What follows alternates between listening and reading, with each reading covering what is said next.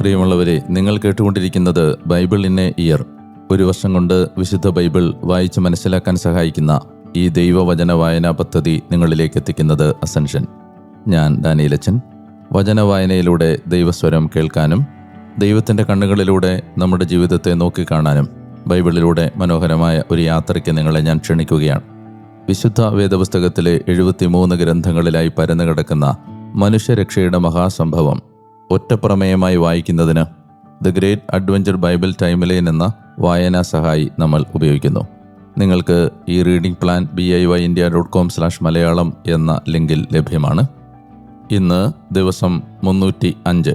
ഇന്നത്തെ വായനയുടെ വചനഭാഗങ്ങൾ 2 മക്കബായർ അധ്യായം 8, ജ്ഞാനത്തിൻ്റെ പുസ്തകം അധ്യായങ്ങൾ 5ഉം 6ഉം, സുഭാഷിതങ്ങൾ അധ്യായം 24 വാക്യങ്ങൾ 30 മുതൽ 34 വരെ. POC പുറത്തിറക്കിയ മലയാളം ബൈബിളിൻ്റെ പരിഷ്കരിച്ച വിവർത്തനത്തിൽ നിന്നാണ് ഞാൻ വായിക്കുന്നത്. വചനം നമുക്ക് വായിച്ചു തുടങ്ങാം. നാം വചനം വായിക്കുമ്പോൾ നമ്മെ വചനം വായിക്കുന്നു. 2 മക്കബായർ അധ്യായം 8. മക്കബായ വിപ്ലവം. മക്കബേയൂസ് എന്ന യൂദാസ് തൻ്റെ കൂടെയുള്ളവരോടൊപ്പം രഹസ്യത്തിൽ ഗ്രാമങ്ങളിൽ പ്രവേശിച്ച് ചാർച്ചക്കാരെ വിളിച്ചുകൂട്ടി. യഹൂദ വിശ്വാസത്തിൽ തുടർന്നു പോന്നവരെ വേർതിരിച്ച് 6000-ഓളം പേരെ ഒന്നിച്ചുകൂട്ടി. എല്ലാവരാലും ചവിട്ടിമെതിക്കപ്പെടുന്ന ജനത്തെ കടാക്ഷിക്കണമെന്നും അധർമ്മികളായ ആളുകളാൽ അശുദ്ധമാക്കപ്പെട്ട ദേവാലയത്തിൻ്റെ മേൽ കരുണ കാണിക്കണമെന്നും അവർ കർത്താവിനെ വിളിച്ചപേക്ഷിച്ചു. നശിപ്പിക്കപ്പെട്ട് നിലംപതിക്കാറായിരിക്കുന്ന നഗരത്തോട് ദയ തോന്നണമെന്നും അവിടുത്തെ പക്കലേക്ക് ഉയരുന്ന രക്തത്തിൻ്റെ നിലവിളി ശ്രവിക്കണമെന്നും നിഷ്കളങ്കരായ പൈതങ്ങളുടെ അന്യായമായ വധവും അവിടുത്തെ നാമത്തിനെതിരായ ദൂഷണവും അനുസ്മരിക്കണമെന്നും തിന്മയോടുള്ള അവിടുത്തെ വിരോധം പ്രകടമാക്കണമെന്നും അവർ പ്രാർത്ഥിച്ചു. മക്കബേയൂസ് സൈന്യം ശേഖരിച്ചതോടെ ജനതകൾക്ക് അജയ്യനായി കഴിഞ്ഞിരുന്നു. കാരണം കർത്താവിൻ്റെ ക്രോധം കരുണയായി മാറ്റപ്പെട്ടിരുന്നു. മുന്നറിയിപ്പ് കൂടാതെ അവൻ കടന്നു ചെന്ന് പട്ടണങ്ങളും ഗ്രാമങ്ങളും അഗ്നിക്കിരയാക്കി. തന്ത്രപ്രധാനങ്ങളായ സ്ഥലങ്ങൾ പിടിച്ചടക്കി ശത്രുക്കളിൽ ഒട്ടേറെ പേരെ തുരത്തിയോടിച്ചു. രാത്രികളാണ് ഇത്തരം ആക്രമണങ്ങൾക്ക് ഏറ്റവും അനുകൂലമായി അവൻ തിരഞ്ഞെടുത്തത്. അവൻ്റെ ശൗര്യത്തെക്കുറിച്ചുള്ള സംസാരം എങ്ങും പരന്നിരുന്നു. നിക്കാനോറിൻ്റെ മേൽ വിജയം. അവൻ മേൽക്കുമേൽ മുന്നേറി നിരന്തരം വിജയശ്രീലാളിതനാകുന്നെന്ന് മനസ്സിലാക്കിയ ഫിലിപ്പ് രാജതാൽപര്യങ്ങൾക്ക് വേണ്ടി സഹായം അഭ്യർത്ഥിച്ചുകൊണ്ട് കൊയിലെ സിറിയായുടെയും ഫിനീഷ്യയുടെയും ദേശാധിപതിയായ ടോളമിക്ക് കത്തെഴുതി. ഉടനെ ടോളമി യഹൂദവംശത്തെ പൂർണ്ണമായി ഉന്മൂലനം ചെയ്യാൻ തൻ്റെ മുഖ്യമിത്രങ്ങളിലൊരുവനായ പത്രോക്ലസിൻ്റെ പുത്രൻ നിക്കാനോറിനെ തിരഞ്ഞെടുത്ത് വിവിധ വംശജരായ 20,000-ൽ കുറയാതെയുള്ള പടയാളികളുമായി അയച്ചു. സൈന്യാധിപനും പട്ടാള സേവനത്തിൽ പരിചയസമ്പന്നനുമായ ഗോർജിയാസിനെ അവന് സഹകാരിയായി നിയോഗിച്ചു. കപ്പമായി റോമാക്കാർക്ക് കൊടുക്കാൻ രാജാവ് കടപ്പെട്ടിരുന്ന 2000 താലന്ത് യഹൂദരെ യുദ്ധത്തടവിൽ പിടിച്ചുകൊണ്ട് കണ്ടെത്താൻ നിക്കാനോർ തീരുമാനിച്ചു. യഹൂദരായ അടിമകളെ വാങ്ങാൻ ക്ഷണിച്ചുകൊണ്ട് തീരദേശ നഗരങ്ങളിലേക്ക് അവൻ ഉടൻ ആളയച്ച് 1 താലന്തിന് 90 അടിമകൾ കൈമാറ്റപ്പെടുമെന്ന് വാഗ്ദാനം ചെയ്തു. എന്നാൽ സർവശക്തൻ്റെ ന്യായവിധി തൻ്റെ മേൽ വന്ന് ഭവിക്കാറായെന്ന് അവൻ മനസ്സിലാക്കിയില്ല. നിക്കാനോറിൻ്റെ മുന്നേറ്റത്തെക്കുറിച്ച് അറിവ് കിട്ടിയ ഉടനെ യൂദാസ് തൻ്റെ കൂടെ ഉണ്ടായിരുന്നവർക്ക് സൈന്യത്തിൻ്റെ വരവിനെക്കുറിച്ച് വിവരം കൊടുത്തു. ഭീരുക്കളും ദൈവത്തിൻ്റെ നീതിയിൽ പ്രത്യാശയില്ലാത്തവരുമായവർ മാറിപ്പോവുകയും രക്ഷപ്പെടുകയും ചെയ്തു. മറ്റുള്ളവർ തങ്ങൾക്ക് അവശേഷിച്ചിരുന്ന വസ്തുവകകളെല്ലാം വിൽക്കുകയും ഏറ്റുമുട്ടുന്നതിന് മുമ്പേ തങ്ങളെ വിറ്റുകളഞ്ഞ അധർമ്മിയായ നിക്കാനോറിൽ നിന്ന് തങ്ങളെ രക്ഷിക്കണമേ എന്ന് കർത്താവിനോട് അപേക്ഷിക്കുകയും ചെയ്തു. തങ്ങളെ പ്രതി അല്ലെങ്കിലും തങ്ങളുടെ പിതാക്കന്മാരുമായുള്ള ഉടമ്പടികളെയും തങ്ങൾ ധരിച്ചിരിക്കുന്ന അവിടുത്തെ വന്യവും മഹനീയവുമായ നാമത്തെയും പ്രതി ഇത് ചെയ്യണമെന്ന് അവർ പ്രാർത്ഥിച്ചു. മക്കബേയൂസ് തനിക്ക് ചുറ്റുമുണ്ടായിരുന്നവരെ തൻ്റെ പക്കൽ വിളിച്ചുകൂട്ടി. അവരുടെ എണ്ണം 6000-ഓളമായിരുന്നു. ശത്രുക്കളെ ഭയപ്പെടുകയോ തങ്ങൾക്കെതിരെ അന്യായമായി വരുന്ന ജനതകളുടെ സൈന്യബാഹുല്യം കണ്ട് പരിഭ്രമിക്കുകയോ ചെയ്യരുതെന്നും മറിച്ച് ധീരമായി പോരാടണമെന്നും ഉപദേശിച്ചു. അവർ വിശുദ്ധ സ്ഥലത്തിനെതിരായി അധാർമികമായി ചെയ്തു കൂട്ടിയ അതിക്രമവും നിന്ദിക്കപ്പെട്ട നഗരത്തോടുള്ള അവരുടെ പീഡനവും തങ്ങളുടെ പരമ്പരാഗതമായ ജീവിതശൈലി തകർത്തതും കൺമുമ്പിൽ സൂക്ഷിക്കണം. അവൻ തുടർന്നു. യഥാർത്ഥത്തിൽ അവർ ആശ്രയിക്കുന്നത് ആയുധങ്ങളിലും സാഹസകൃത്യങ്ങളിലുമാണ്. നമ്മളാകട്ടെ എതിരെ വരുന്ന ശത്രുക്കളെയും ലോകം മുഴുവനെ തന്നെയും ഒറ്റ ആംഗ്യത്താൽ തറപറ്റിക്കാൻ കഴിയുന്ന സർവശക്തനായ ദൈവത്തിലാണ് പ്രത്യാശിക്കുന്നത്. പൂർവികരുടെ കാലത്ത് ലഭിച്ച സഹായങ്ങളും സെന്നാക്കെരീബിൻ്റെ കാലത്ത് എങ്ങനെ 1,85,000 പേർ കൊല്ലപ്പെട്ടെന്നതും അവൻ അവരോട് വിവരിച്ചു. ബാബിലോണിൽ വെച്ച് ഗലാത്യരുമായുണ്ടായ യുദ്ധത്തിൽ മക്കദോനിയക്കാരായ 4,000 പേർ ഉൾപ്പെടെ 8,000 പേർ അണിനിരന്നു. മക്കദോനിയക്കാർ വിഷമഘട്ടത്തിലായപ്പോൾ അവർക്ക് ഉന്നതത്തിൽ നിന്നുണ്ടായിരുന്ന സഹായത്താൽ 8,000 പേർ 1,20,000 പേരെ വധിച്ചു. ധാരാളം കൊള്ളവസ്തുക്കൾ കരസ്ഥമാക്കി. ഈ വാക്കുകളാൽ അവൻ അവരെ ധൈര്യശാലികളാക്കുകയും തങ്ങളുടെ നിയമങ്ങൾക്കും പിതൃദേശത്തിനും വേണ്ടി മരിക്കാൻ അവരെ സന്നദ്ധരാക്കുകയും ചെയ്തു. അവൻ സൈന്യത്തെ 4 ഗണമായി തിരിച്ചു. ഓരോ ഗണത്തിൻ്റെയും ചുമതലക്കാരായി തൻ്റെ സഹോദരന്മാരായ ശിമയോൻ, ജോസഫ്, ജോനാഥാൻ എന്നിവരെ അവൻ നിയമിച്ചു. ഓരോരുത്തരുടെയും കീഴിൽ 1,500 പേരുണ്ടായിരുന്നു. മാത്രമല്ല, വിശുദ്ധ ഗ്രന്ഥം പരസ്യമായി വായിക്കാൻ അവൻ എലയാസറിനെ നിയമിച്ചു. സഹായം ദൈവത്തിൽ നിന്ന് എന്ന അടയാളോക്തിയും നൽകി. അതിനുശേഷം അവൻ തന്നെ ആദ്യ ഗണത്തെ നയിച്ചുകൊണ്ട് നിക്കാനോറിനെ ആക്രമിച്ചു. സർവശക്തനുമായുള്ള സഖ്യത്തിൽ അവർ ശത്രുക്കളിൽ 9,000-ലധികം പേരെ കൊന്നൊടുക്കി. നിക്കാനോറിൻ്റെ പടയാളികളിൽ ഒട്ടേറെ പേരെ മുറിവേൽപ്പിക്കുകയും അംഗഭംഗപ്പെടുത്തുകയും ചെയ്തു. അങ്ങനെ എല്ലാവരെയും അവർ തുരത്തി. തങ്ങളെ വാങ്ങാൻ വന്നവരുടെ പണം അവർ പിടിച്ചെടുത്തു. അവരെ ഏറെ ദൂരം പിന്തുടർന്നതിന് ശേഷം അവർ നേരം വൈകിയതിനാൽ മടങ്ങിപ്പോന്നു. അത് സാബത്തിൻ്റെ തലേനാളായിരുന്നു. അവർ അക്കാരണത്താൽ അവരെ തുടർന്നും അനുധാവനം ചെയ്തില്ല. അവർ ശത്രുക്കളുടെ ആയുധങ്ങൾ ശേഖരിച്ച ശേഷം അവരെ കൊള്ളയടിക്കുകയും തുടർന്ന് സാബത്ത് ആചരിക്കുകയും ചെയ്തു. ആ ദിവസത്തിനു വേണ്ടി തങ്ങളെ കാത്തുരക്ഷിക്കുകയും കരുണയുടെ ആരംഭമായി അതിനെ നിശ്ചയിക്കുകയും ചെയ്ത കർത്താവിന് അവർ അതിയായ സ്തുതിയും കൃതജ്ഞതയും അർപ്പിച്ചു. സാബത്ത് കഴിഞ്ഞപ്പോൾ കൊള്ളമുതലിൽ ഒരു ഭാഗം പീഡനവിധേയരായവർക്കും വിധവകൾക്കും അനാഥർക്കും അവർ വീതിച്ചു നൽകി. ബാക്കി തങ്ങൾക്കും തങ്ങളുടെ മക്കൾക്കുമായി അവർ പങ്കിട്ടെടുത്തു. ഇക്കാര്യങ്ങൾ ചെയ്ത ശേഷം ഒരു പൊതു പ്രാർത്ഥന നടത്തിക്കൊണ്ട് അവർ കൃപാലുവായ കർത്താവ് തൻ്റെ ദാസരോട് പൂർണ്ണമായും അനുരഞ്ജനപ്പെടണമെന്ന് യാചിച്ചു. അവർ തിമോത്തിയോസിനോടും ബക്കിദസിനോടുമുള്ള ഏറ്റുമുട്ടലിൽ അവരുടെ 20,000-ലധികം പേരെ കൊല്ലുകയും ചില ഉയർന്ന കോട്ടകൾ പിടിച്ചടക്കുകയും ചെയ്തു. അവർ വളരെയധികം കൊള്ള മുതൽ തങ്ങൾക്കായും പീഡനങ്ങളേറ്റവർ, അനാഥർ, വിധവകൾ എന്നിവർക്കായും വൃദ്ധർക്കായി പോലും തുല്യമായി വീതിച്ചു. അക്കൂട്ടരുടെ ആയുധങ്ങൾ ശ്രദ്ധാപൂർവം ശേഖരിച്ച് അവർ തന്ത്രപ്രധാനമായ സ്ഥാനങ്ങളിൽ സൂക്ഷിക്കുകയും ബാക്കിയുള്ള കൊള്ള മുതൽ ജെറുസലേമിലേക്ക് കൊണ്ടുപോവുകയും ചെയ്തു. തിമോത്തിയോസിൻ്റെ സേനാനായകനെ അവർ വധിച്ചു. അവൻ നീചനും യഹൂദരെ വളരെയധികം പീഡിപ്പിച്ചവനുമായിരുന്നു. തങ്ങളുടെ പിതാക്കന്മാരുടെ നഗരത്തിൽ വിജയോത്സവം ആഘോഷിക്കുന്ന വേളയിൽ അവർ വിശുദ്ധ കവാടങ്ങൾക്ക് തീവച്ചവരെയും ഒരു ചെറിയ വീടിനുള്ളിൽ അഭയം പ്രാപിച്ചിരുന്ന കലിസ്തേനസിനെയും അഗ്നിക്കിരയാക്കി. അങ്ങനെ തങ്ങളുടെ അധർമ്മത്തിന് അവർക്ക് തക്ക പ്രതിഫലം കിട്ടി. അഭിശപ്തനായ നിക്കാനോർ യഹൂദരെ വാങ്ങാൻ 1000 വണിക്കുകളെ വരുത്തിയിരുന്നു. എന്നാൽ താൻ നിസാരരെന്ന് കരുതിയവരാൽ തന്നെ കർത്തൃസഹായത്താൽ അപമാനിതനാക്കപ്പെട്ട അവൻ പ്രതാപ വസ്ത്രങ്ങൾ അഴിച്ചുമാറ്റി ഒളിച്ചോടുന്ന ഒരടിമയെപ്പോലെ മരുപ്രദേശത്തിലൂടെ ഏകനായി അന്ത്യോക്യയിലെത്തി. സ്വന്തം സൈന്യത്തെ നശിപ്പിക്കുന്നതിൽ മാത്രമാണ് അവൻ വിജയിച്ചത്. അങ്ങനെ ജെറുസലേമിലുള്ളവരെ അടിമത്തത്തിലാക്കി റോമാക്കാർക്ക് കപ്പം കൊടുക്കാമെന്ന് ഏറ്റിരുന്ന അവൻ യഹൂദർക്ക് ഒരു സംരക്ഷകനുണ്ടെന്നും അവിടുന്ന് കൽപ്പിച്ച നിയമങ്ങൾ ആ വിധത്തിൽ യഹൂദർ അനുസരിച്ചിരുന്നതിനാൽ അവർ അജയ്യരാണെന്നും ഏറ്റുപറഞ്ഞു. ജ്ഞാനം അധ്യായം 5. അപ്പോൾ തന്നെ പീഡിപ്പിച്ചവരുടെയും തൻ്റെ പ്രയത്നങ്ങളെ പരിഹസിക്കുന്നവരുടെയും മുമ്പിൽ നീതിമാൻ വലിയ ആത്മവിശ്വാസത്തോടെ നിൽക്കും. അവനെ കാണുമ്പോൾ അവർ അതീവ ഭീതിയാൽ വിറകൊള്ളും. അവൻ്റെ അപ്രതീക്ഷിത രക്ഷയിൽ അവർ വിസ്മയഭരിതരാകും. അവർ പശ്ചാത്താപ വിവശരായി പരസ്പരം സംസാരിക്കും. ആത്മരോദനത്തോടെ അവർ വിലപിക്കും. അവർ പറയും, ഇവനെയാണ് നമ്മൾ ഒരിക്കൽ പരിഹസിക്കുകയും നിന്ദയ്ക്ക് പര്യായമാക്കുകയും ചെയ്തത്. നമ്മൾ ഭോഷന്മാർ. അവൻ്റെ ജീവിതശൈലി ഭ്രാന്തമാണെന്നും അവൻ്റെ അന്ത്യം നിന്ദ്യമാണെന്നും നമ്മൾ കരുതി. അവൻ എങ്ങനെ ദൈവപുത്രരുടെ ഇടയിൽ എണ്ണപ്പെട്ടു?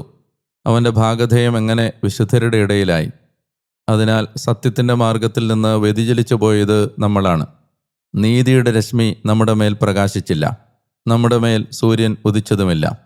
അധർമ്മത്തിൻ്റെയും വിനാശത്തിൻ്റെയും പാതകളാൽ നാം സംതൃപ്തരാക്കപ്പെട്ടു. വഴിത്താരയില്ലാത്ത മരുപ്രദേശങ്ങളിലൂടെ നാം സഞ്ചരിച്ചു. കർത്താവിൻ്റെ മാർഗം നാം അറിഞ്ഞതുമില്ല. അഹങ്കാരം കൊണ്ട് നമുക്കെന്ത് നേട്ടമുണ്ടായി? എന്താണ് ഗർവിനോടൊപ്പമുള്ള ധനം നമ്മിൽ ചൊരിഞ്ഞത്? അവയെല്ലാം നിഴൽ പോലെയും കടന്നുപോകുന്ന കിംവദന്തി പോലെയും അപ്രത്യക്ഷമായി. ഇളകിമറിയുന്ന ജലത്തിലൂടെ കടന്നുപോകുന്ന കപ്പൽ ചരിക്കുന്നതിൻ്റെ ഒരടയാളവും തിരമാലകളിലുള്ള അതിൻ്റെ അടിത്തട്ടുപാതയും കാണാനില്ലാത്തതുപോലെ, അഥവാ വായുവിലൂടെ പറക്കുന്ന പക്ഷി പോലെയാണത്. അതിൻ്റെ യാത്രയുടെ അടയാളമൊന്നും കണ്ടെത്താനാകുന്നില്ല. അതിൻ്റെ ചിറകടിയാൽ ലോലവായു കീറിമുറിക്കപ്പെടുകയും പറക്കലിൻ്റെ ശക്തിയാൽ പിളർക്കപ്പെടുകയും ചെയ്യുന്നു.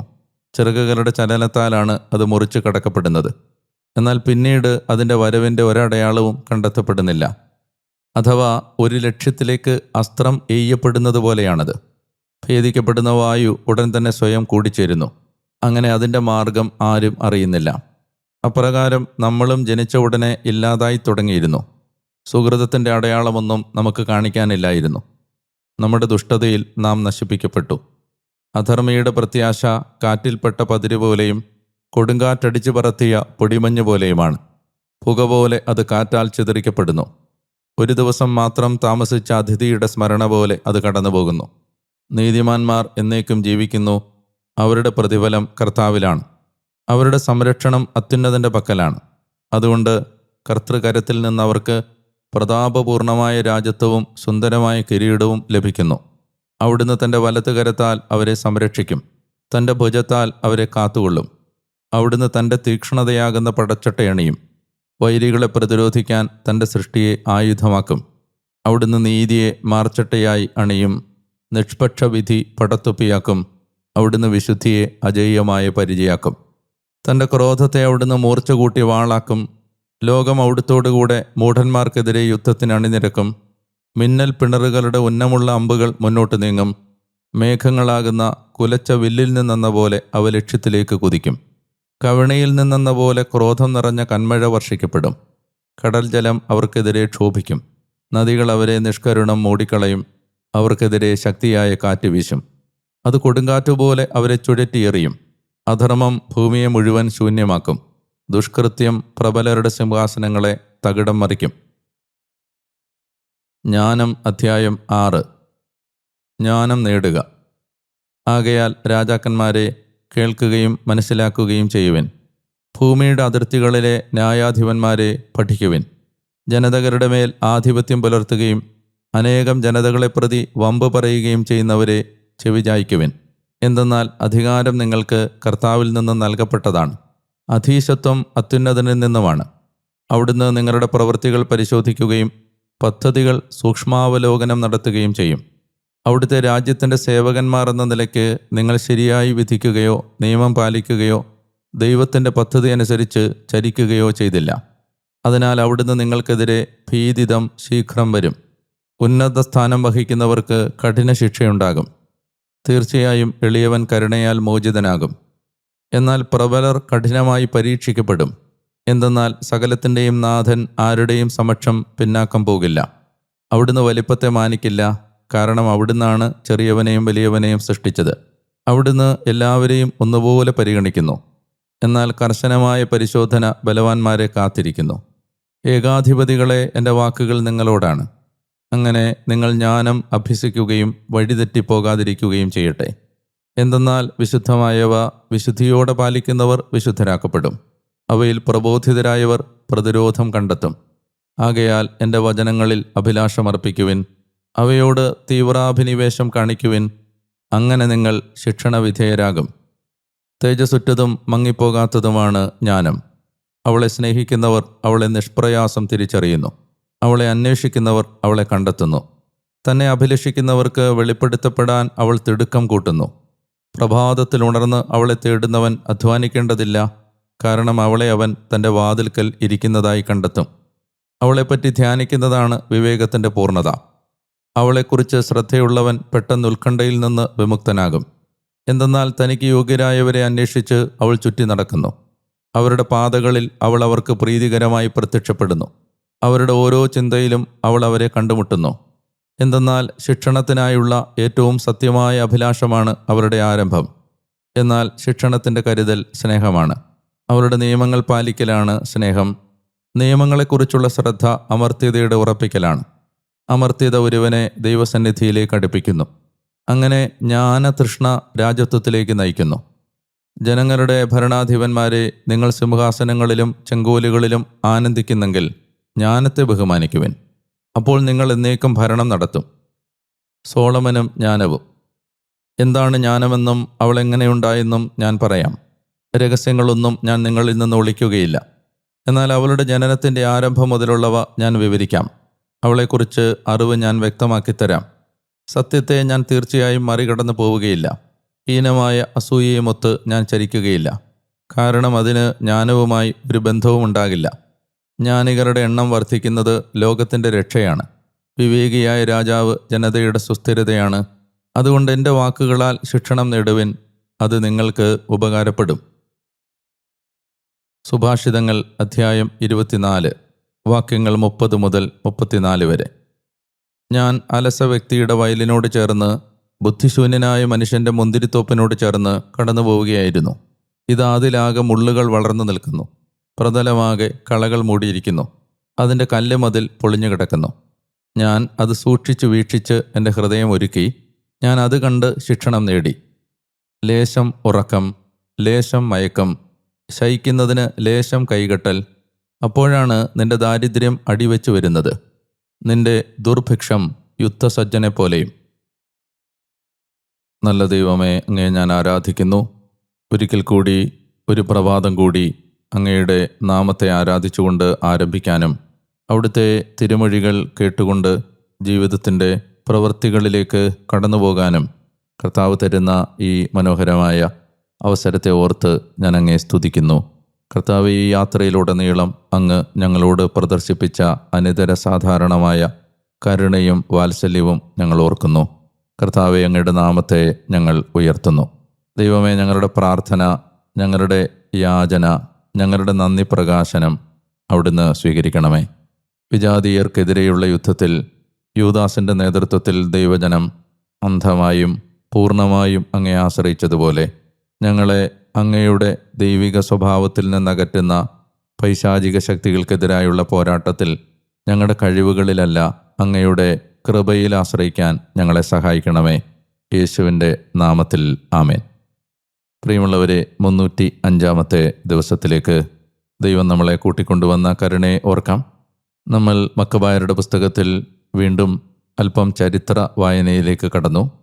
1-ാം പുസ്തകത്തിൽ വായിച്ച ചില സംഭവങ്ങൾ തന്നെ ദൈവികമായ ഒരു കണ്ണിൽ നോക്കിക്കാണാൻ ഗ്രന്ഥകാരൻ നമ്മളെ സഹായിക്കുകയായിരുന്നു. നിക്കാനോറിനെതിരെയുള്ള യുദ്ധത്തിൽ ശത്രുവിൻ്റെ പക്കൽ ഏതാണ്ട് 20,000-ഓളം പട്ടാളക്കാർ ഉള്ളപ്പോൾ ഏതാണ്ട് 6,000 പട്ടാളക്കാരുമായി യൂദാസ് അവരെ നേരിടുന്നതും പരാജയപ്പെടുത്തുന്നതുമാണ് നമ്മൾ വായിച്ചത്. പൂർവികരുടെ വിശ്വാസത്തെയും ദൈവാശ്രയത്വത്തെയും യൂദാസ് ജനത്തെ ഓർമ്മിപ്പിച്ചു. അസീറിയക്കാരുടെ പാളയത്തിൽ കടന്ന് 1,85,000 പേരെ വകവരുത്തിയ ദൈവദൂതൻ ഇറങ്ങിപ്രവർത്തിച്ച ആ പൂർവിക സ്മരണ ജനഹൃദയങ്ങളിൽ ഉദ്ദീപിപ്പിച്ച് അവരെ വീണ്ടും കർമ്മനിരതരാക്കി മാറ്റി. അവിടെ അദ്ദേഹം പറയുന്ന ഒരു വാചകമുണ്ട്: അവർ, നമ്മുടെ ശത്രുക്കൾ, ആശ്രയിക്കുന്നത് ആയുധങ്ങളിലും സാഹസകൃത്യങ്ങളിലുമാണ്. എന്നാൽ നമുക്കെതിരെ വരുന്ന ശത്രുക്കളെയും ലോകം മുഴുവനെ തന്നെയും തൻ്റെ കരാങ്കുല ചലനത്താൽ തറപറ്റിക്കാൻ കഴിയുന്ന സർവശക്തനായ ദൈവത്തിലാണ്, യഹോവയിലാണ് നമ്മൾ പ്രത്യാശ അർപ്പിച്ചിരിക്കുന്നത്. ബൈബിളിൻ്റെ മുഴുവൻ രക്ഷാകര ചരിത്രത്തെയും തമ്മിൽ ബന്ധിപ്പിക്കുന്ന പ്രധാനപ്പെട്ട ഒരു ഇതിവൃത്തമായിരുന്നല്ലോ ട്രസ്റ്റ്, ദൈവാശ്രയം. ഈ രക്ഷാകര യാത്രയുടെ ഓരോ ഘട്ടത്തെയും വ്യത്യസ്തതയുള്ളതാക്കി മാറ്റിയത് ഈ ആശ്രയത്വ മനോഭാവം ആയിരുന്നു. എവിടെയെല്ലാം മനുഷ്യൻ അന്ധമായി ദൈവത്തെ ആശ്രയിച്ചോ, നിക്കാനോറ് പറയുന്ന ആ വാചകമുണ്ടല്ലോ: ഈ ജനത്തിന് ഒരു നാഥനുണ്ട്, ഈ ജനത്തിനു വേണ്ടി വാദിക്കാൻ, ഈ ജനത്തിൻ്റെ ഭാഗം പറയാൻ അവരുടെ പക്ഷത്ത് ഒരു ദൈവമുണ്ട്. ഈ ദൈവത്തെ അന്ധമായി പൂർണ്ണമായി ആശ്രയിക്കാൻ കഴിയുന്ന ഒരു ഇടത്താണ് ഈ രക്ഷാകര യാത്രയിലെ ഏറ്റവും മനോഹരമായ എപ്പിസോഡുകൾ നമ്മൾ കണ്ടെത്തിയത്. അത്തരമൊരു ചരിത്ര വിവരണമായിരുന്നു നിക്കാനോറിനെതിരെയുള്ള യഹൂദ ജനതയുടെ വിജയം.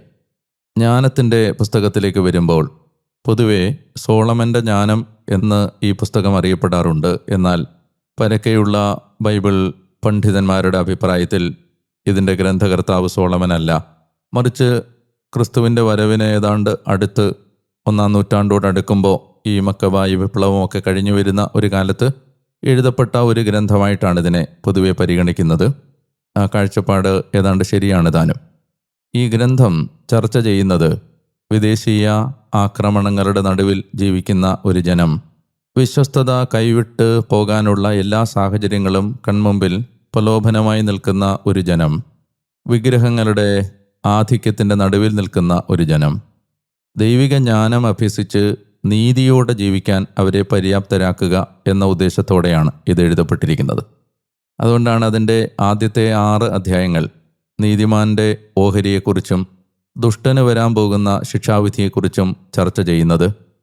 നീതിയോടെ ജീവിക്കാൻ സഹായിക്കുന്നതാണ് ജ്ഞാനം. പ്രബോധനമാണ് നീതിപൂർവകമായ ഒരു ജീവിതത്തെ നിർണയിക്കാൻ പോകുന്നത്. അതുകൊണ്ടാണ് അധർമ്മിയുടെ പ്രത്യാശ കാറ്റിൽ പറത്തപ്പെടുന്ന പതിര് പോലെയാണെന്നും ജ്ഞാനം അഭ്യസിച്ചാൽ വിശുദ്ധരാകാമെന്നും ഈ പുസ്തകം നമ്മളോട് പറഞ്ഞു തന്നത്.